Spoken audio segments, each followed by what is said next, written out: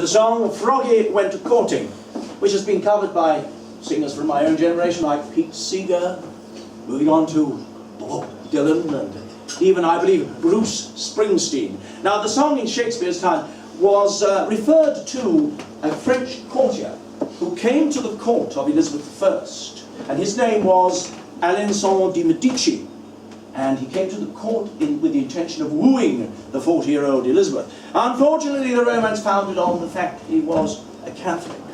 However, the song that she invented, apparently, because she made nicknames for her courtiers, and he was indeed Grand Oui, or Froggy. And so this song came about. I'm sure you'll find this version very entertaining. Frog went courting and he did ride on. Frog went courting and he did ride on. Froggy went courting and he did ride, with sword and his pistol by his side. Froggy went courting and he did ride. Now, if we pick up the rhythm somewhat, we get a more contemporary feel. Well, he rode up to Miss Mouse's door.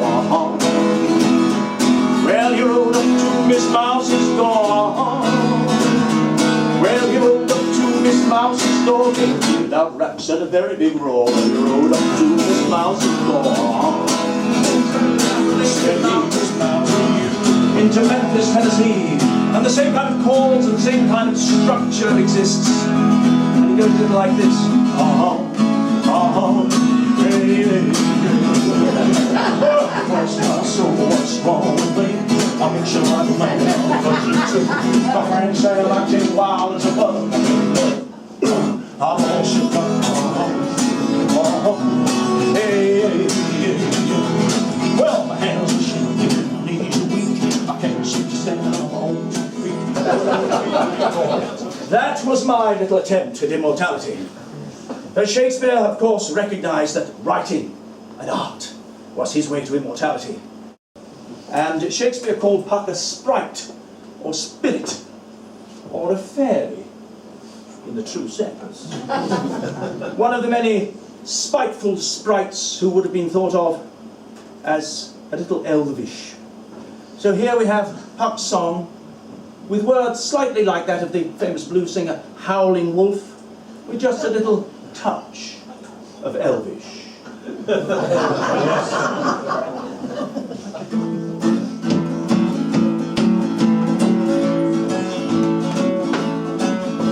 Now the hungry lion roars, and the wolf behowls the moon, with the heavy clown snores, all with weary task fordone. Now the wretched lies and goes, feels around the town he goes. We might add in a Vincent Price talk over at this point.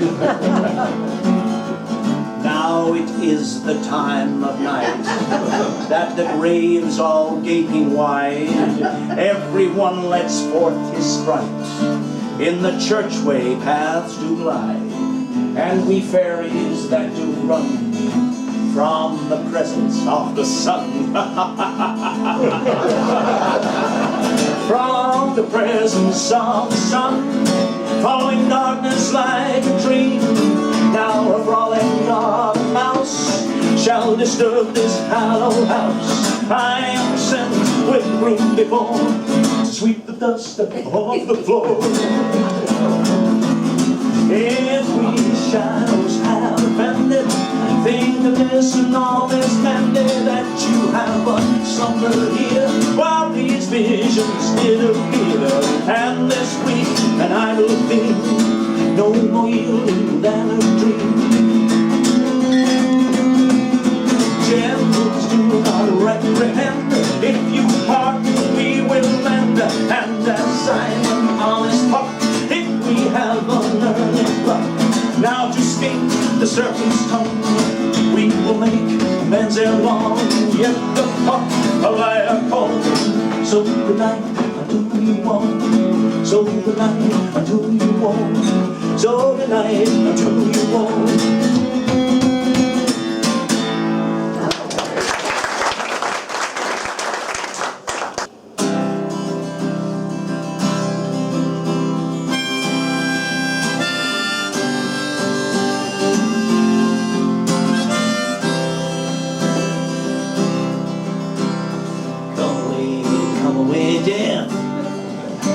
sad cypress, let me believe.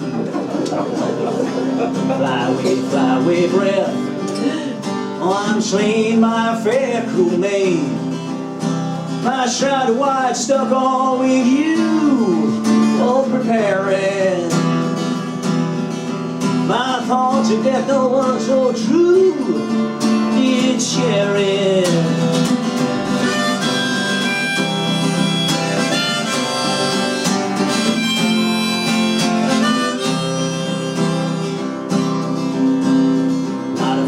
Not a flower sweet on my black coffin, let it be strewn. Not a friend greet my poor corpse where my bones shall be thrown. A thousand sighs to save, lay me nowhere. Sad true love will never find my grave to me there. I'm in despair, babe.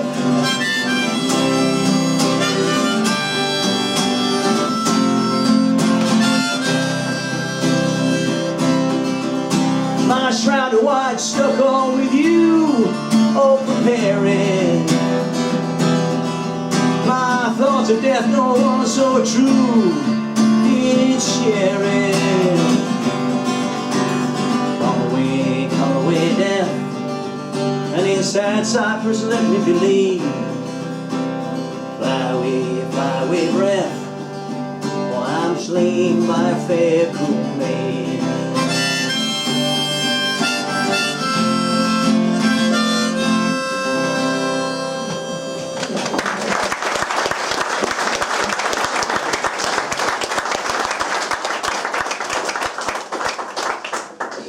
And I can tell you it takes many years of practice to play the harmonica as badly as Bob Dylan. Shakespeare was not always preoccupied with death or with the sadness of love. He was sometimes cynical and embittered, often funny and romantic. One of his most famous sonnets was quoted by another with an elvish name, a name that would fit well amongst the sprites of a midsummer night's dream, such as Puck and Peas Blossom, Cobweb or Mustard Seed. His name is really Gordon, but he's better known as Sting, who famously borrowed the line, "My mistress' eyes are nothing like the sun." In this sonnet, William Shakespeare glories in his lover's unconventional looks.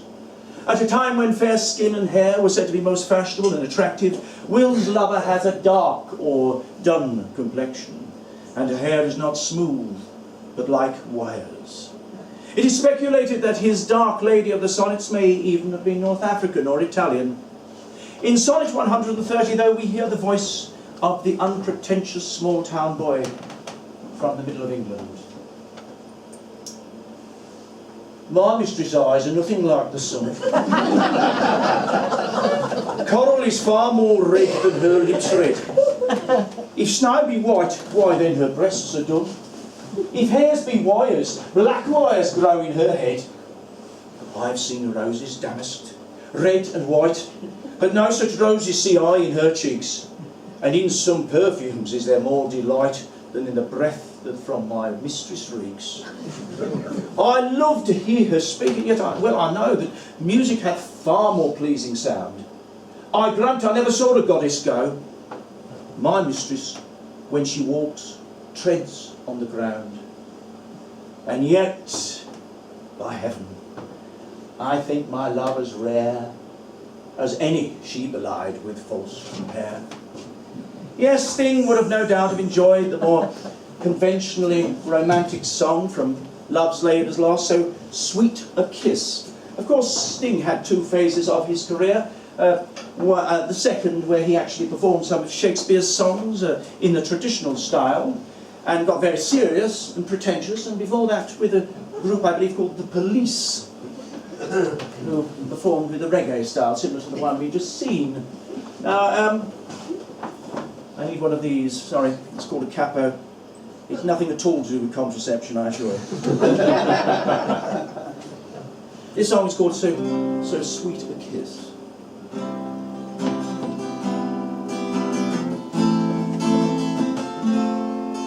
So sweet kiss the golden sun gives now to those fresh moving drops upon the road. The sky beams with their fresh rays of smoke, the night of June and all my cheeks downflow. Oh, Queen of Queens, how far thou dost excel, no thought can think, no tongue of mortal tell. Oh, Queen of Queens, how far thou dost excel, no thought can think, no tongue of mortal tell. Nor shines the silver moon one half so bright through the transparent bosom of the deep, as doth thy face through tears of my delight. Thou shines in every year that I do weep. Oh, Queen of Queens, how far thou dost excel, no thought can think, no tongue of mortal tell. Oh, Queen of Queens, how far thou dost excel, no thought can think, no tongue of mortal tell. But do not love thyself, and thou wilt keep my tears for glasses, and still make we. Oh, Queen, Queen of Queens, oh, Queen, Queen of Queens. Yes. Sing no more, lady, sing no more, a duck so dull and heavy. The broad of man was ever so, since summer first was leaving. Then sign up so, to let them go, and be you blind and bonny, converting all your sounds to woe. Hey, nonny, nonny.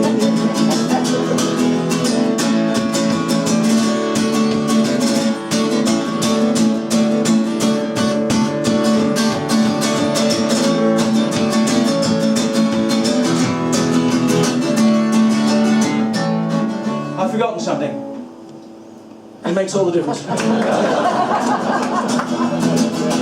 Well, sign on more, sign on more, and work the seagulls ever.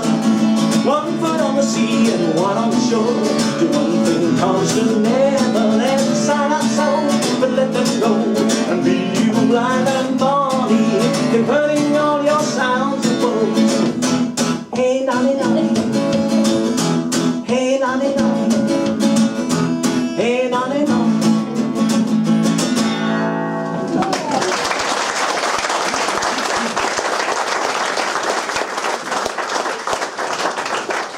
Now, it is a requisite in modern times, I'm afraid, during an hour-long detention, to allow you a toilet break. I'd like you to all go in orderly file, please.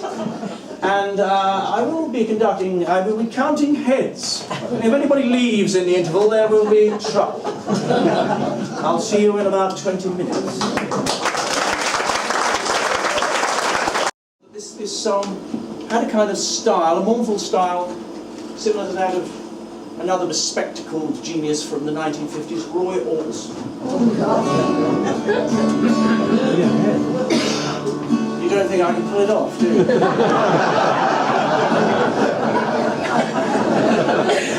I'm somewhat hesitant to say I can.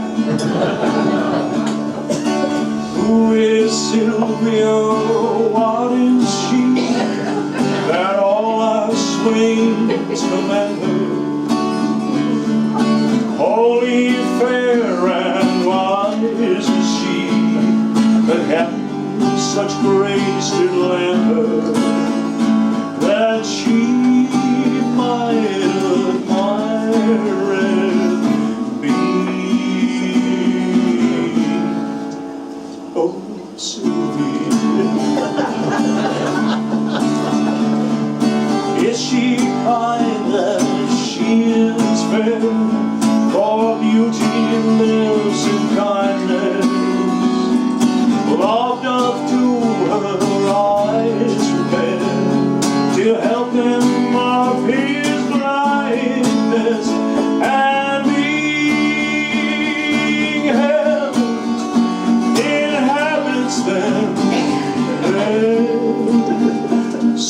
Sylvia. Oh,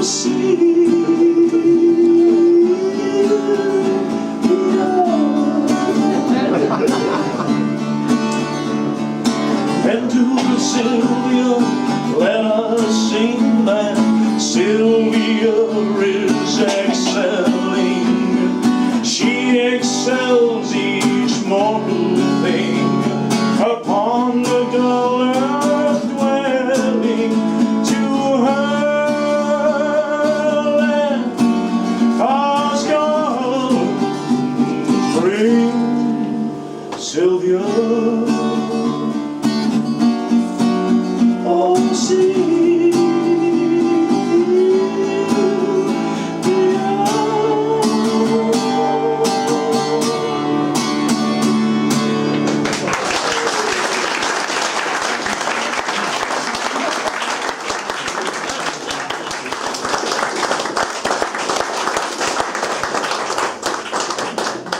Laurence Olivier's version of Richard III has been much parodied over the years, not least by Peter Sellers, who released a single which used the words of the music of the Beatles, produced by George Martin himself, to sound like the famous film score from Richard III by William Walton. It's been a hard day's night, and I've been working like a dog. It has been a hard day's night. I should be sleeping like a log. But when I get home to you, I find the things that you do will make me feel all right.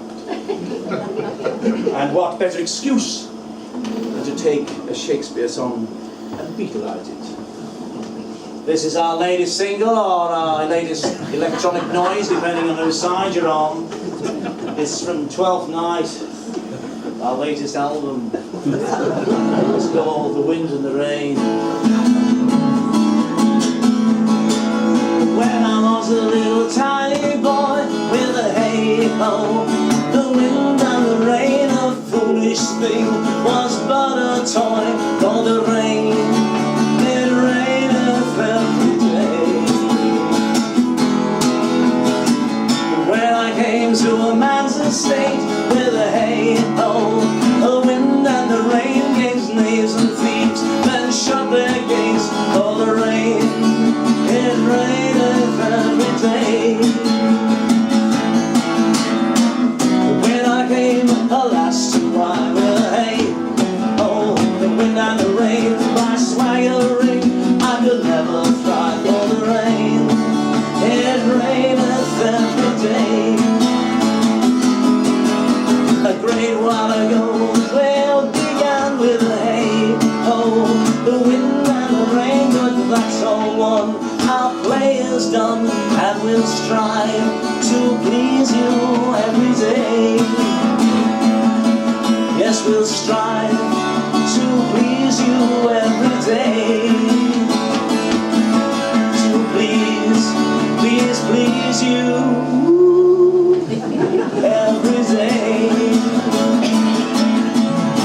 Rain, I don't mind.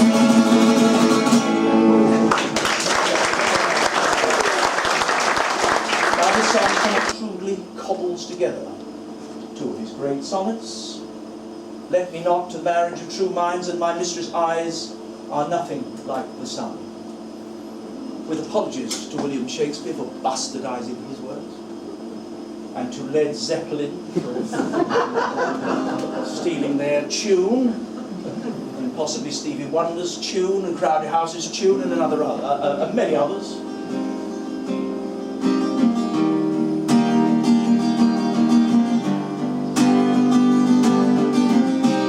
Let me not to the marriage of true minds admit impediment.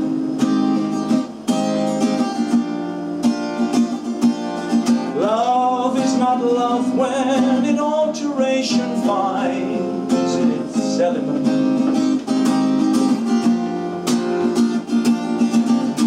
Oh no, it is never fixed bar, the star to every wandering bar. his life be taken. Love's not time's fool, no rosy lips and cheeks within his compass come. Love carries not unto the hours and the weeks, but to the edge of doom. If this be error and upon me through, I never writ nor no man ever loved the marriage of true mind. In the marriage of true minds.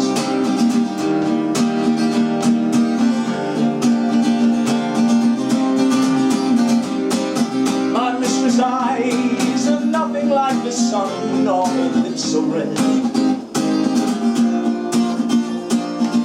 I love to hear her speak, yet well I know the words that will be said. And yet, by heaven, I think my lover's red as any sheep allied with false compare in the marriage